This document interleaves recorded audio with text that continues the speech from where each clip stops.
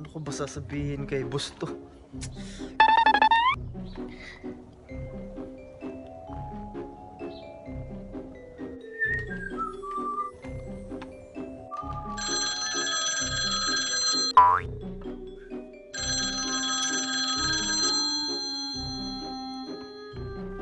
Hello?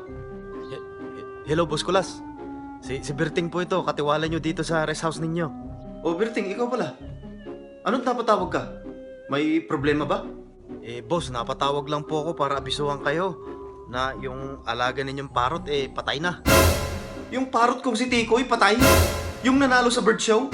Opo, boss. Yun nga po. Anak ng...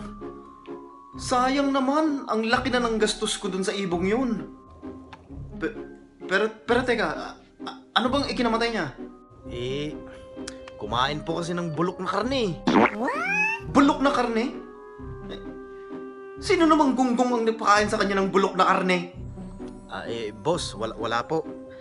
Kinain po kasi niya yung karne ng isang patay na kabayo. Patay na kabayo? Anong patay na kabayo?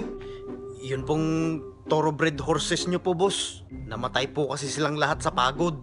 Kahihila ng kariton ng tubig. Anong kariton ng tubig? Yun pong pinampatay namin ng sunog. Jesus Mariosep, ano na namang sunog yung pinagsasabi mo? Yun na nga po, boss Halos tumupok sa buong bahay ninyo.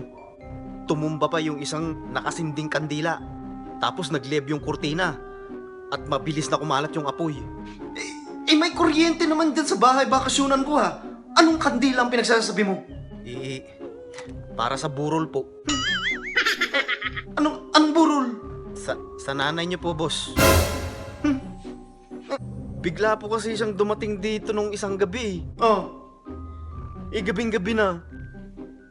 Tapos? Akala ko po kasi magnanakaw. Anong ginawa mo? Binaril ko po.